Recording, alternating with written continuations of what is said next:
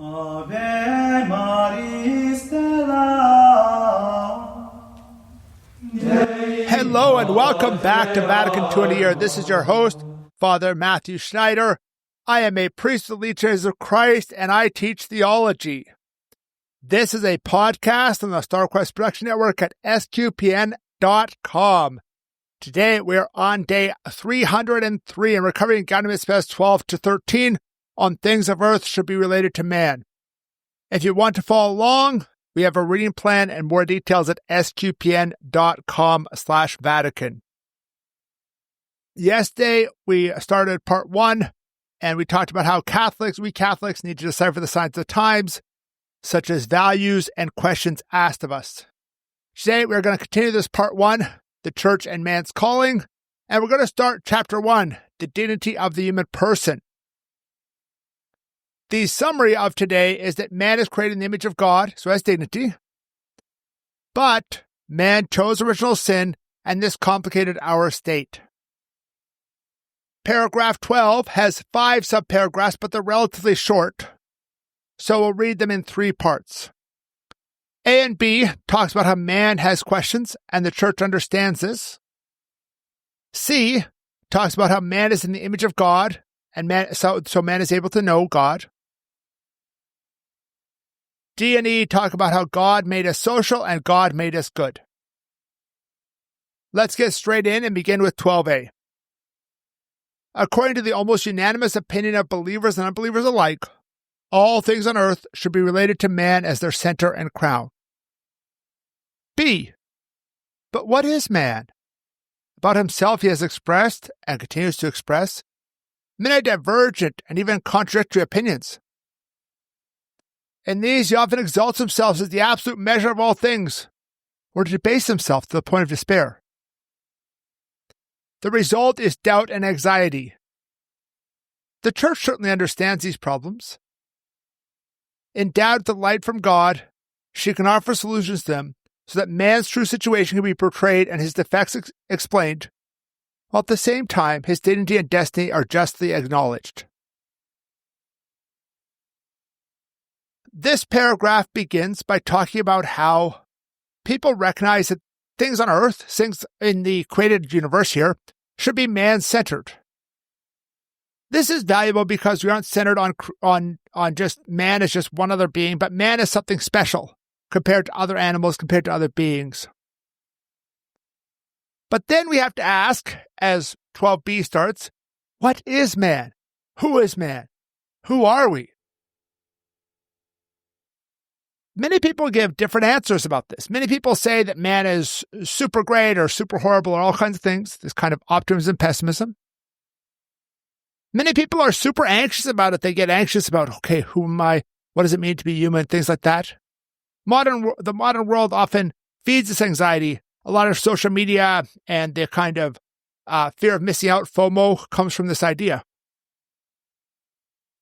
And what does the Church do? The Church is not starting out with, here's the answer. No, she's starting out with something else. She starts out by saying, look, we understand you're asking these questions. We understand the difficulty. We empathize with this. We want to see these difficulties in the true light. We want to restore man's dignity. Moving on to 12c, it talks about how man is in the image of God, able to know him. C. For sacred scripture teaches that man was created to the image of God, is capable of knowing and loving his Creator, and was appointed by him as master of all earthly creatures, that he might subdue them and use them to God's glory. Then quoting Psalm 8, what is man that you should care for him?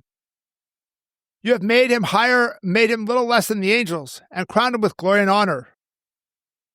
You have given him rule over the works of your hands, putting all things under his feet. This subparagraph is pointing to what we mean by image of God. The last one talked about dignity, and here talks about image of God as the basis of dignity. This is a core to this chapter on human dignity because it is due to being in the image of likeness of God that we have human dignity, that the Church can talk about all these things done by human beings that aren't necessarily religious but more secular. Thus, this is a core point of the document, a core point of Catholic social teaching, because if we miss the image and likeness of God, we miss the dignity, and then everything else doesn't fall into place. It's kind of one of those foundation stones. But what does it mean to be in the image and likeness of God? There's a few things listed here, right? So first, we can know and love God. Second, we have a spiritual nature. We're a little less than the angels. We are not just physical beings. We are not just like dogs or trees or rocks. We are not just physical. And then we are meant to rule over creation. We rule over it, we govern it, we lead it. Moving on to the last two subparagraphs here. D and E talks about how God makes us social, D, and good, E. Let's read them. D. But God did not create man as solitary, for from the beginning, male and female he created them. See Genesis 1. Their companionship produces the primary form of interpersonal communion. For by this innermost nature, man is a social being, and unless he relates himself to others, he can never live nor develop his potential. E. Therefore, as we read in Scripture, in the Holy Scripture, God saw all that he made, and it was very good. Genesis 1. 12D here is really talking about how God made us for community, for communion. Obviously, this first communion mentioned here would be marriage, because he's talking about male and female. But this is not just limited to marriage. This is the idea of wider communion, wider community. Much of modern philosophy and things like that puts society as either the substance and man just an accident, man just, not what exists in itself, but exists only insofar as he is in community, or makes a society purely accidental and not really, we can live as human beings apart from community and be fully human. But what Catholic social doctrine rightly teaches is that we as human beings have what's called a proper accident. It's proper for us to be in community. We live more fully if we are in community. A proper accident does not mean necessarily every single person has this community, but it means it's what's proper for us to flourish. Just like it's a proper accident for human beings to have 2 arms and 2 legs. But it doesn't mean someone isn't a human if they lack one of those 4. This is important. We help each other fully become ourselves. We live in communion, in community. And finally, 12D talks about how all of creation was good, but man and the creation of man in this whole area was very good. Let's move on to paragraph 13. It has 3 subparagraphs. We'll read A and then B and C. A is about how mankind chose original sin and affects our life even today. Then B and C talks about how we have a division of good and evil in ourselves, but Jesus came to strengthen us. So let's begin with 13a. Although he was made by God in a state of holiness, from the very onset of his history, man abused his liberty at the urging of the evil one. Man set himself against God and sought to attain his goal apart from God. Although they knew God, they did not glorify him as God, but their senseless minds were darkened, and they served the creature rather than the Creator. What divine revelation makes known to us agrees with experience. Examining his heart, man finds that he has inclinations towards evil too, and is engulfed by manifold ills which cannot come from his good Creator. Often refusing to acknowledge God as his beginning, man has disrupted also his proper relationship to the ultimate goal, as well as his whole relationship towards himself and others and all created things. This subparagraph really links to John Paul II's theology of the body. We have kind of this original holiness where we are holy, we are united with God, we have all those preternatural gifts. But then, quickly, we fall into original sin. The first humans, Adam and Eve, were tempted by Satan, by the serpent, and then fell. I'm laughing a little bit here because in my notes, I had just written tempted by Stan. I forgot an A there and didn't catch the typo. Obviously, I meant Satan. But anyways, you don't see my notes. So original sin affects all of historical man. All of us who live in between the fall and the second coming and the resurrection to the new heavens and new earth are affected by this. First of all, our senses are darkened. We don't know God in the same way. Adam and Eve, they walked with God in the garden. They knew him. We don't. We don't understand him. We don't know him in that same way. Our relationship is disrupted. We don't know what's right and wrong as clearly. Oddly, Satan said you'll know good and evil, but they only really know evil in the sense of being able to do evil after that, not in the sense of actually clearly seeing what's right and wrong, because Adam and Eve could do that better than we can today. And we have an inclination towards evil. That's how our senses are darkened. In Romans 7, Paul gives a line that I think applies here. Paul says, I do not understand my own actions, for I do not do what I want, but I do the very thing I hate. I don't know about you, but I have a lot of experiences like, say, Paul here, where I know what I should do, but I don't do it.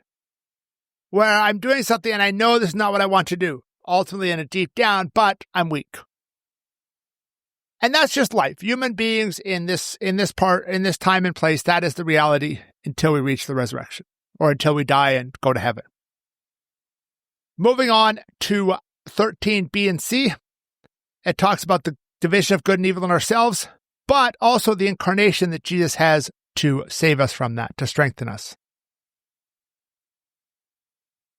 13b. Therefore, man is split within himself. As a result, all of human life, whether individual or collective, shows itself to be a dramatic struggle between good and evil, between light and darkness. Indeed, man finds that by himself he is incapable of battling the assaults of evil successfully, so that everyone feels as though he is bound by chains.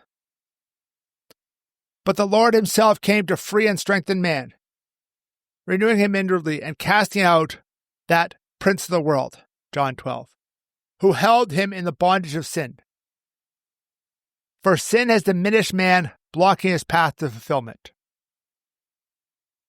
C. The call to grandeur and the depths of misery, both of which are part of human experience, find their ultimate and simultaneous explanation in the light of revelation. These two subparagraphs talk about how we are split between good and evil. Alexander Solzhenitsyn, the Gulag Archipelago, has a quote that I think John Paul II quoted at some point that really applies this. He said, "The line separating good and evil passes not through states, nor between classes, nor between political parties either, but right through every human heart, and through all human hearts." This is that point we have in our lives where we need to recognize that we can do good and we can do evil. Our life is, in a way, this dramatic struggle to choose it. Our life is not a static image, but it's a dramatic struggle to choose good. However, we're unable to do it on our own. We need someone else to help us out. We cannot do all the good we should. We cannot be perfect on our own. Thus, God comes to help us. The incarnation resolves this conflict. God came to strengthen us. He came to cast out the evil one. Jesus calls us from our misery and calls us to the heights higher than Adam and Eve's preternatural knowledge in the resurrection. Thank you for listening to this episode of Vatican II in a Year. This is a listener-supported podcast, and you can donate to help StarCrest produce it and other great podcasts at sqpn.com/give. You can give one-time, monthly, or join the StarCrest Patreon. Tomorrow, we'll continue the next paragraphs of Gaudium et Spes, which are 14 and 15. They talk about how man has a spiritual soul, not just a body. Please join us then to learn more about Vatican II, which can provide a blueprint for the Catholic Church. If you want more information on the podcast, such as playlists for individual documents and a reading plan, go to sqpn.com/Vatican, frmatthewlc.com/Vatican, or Vatican SQPN on Facebook or X. Amen.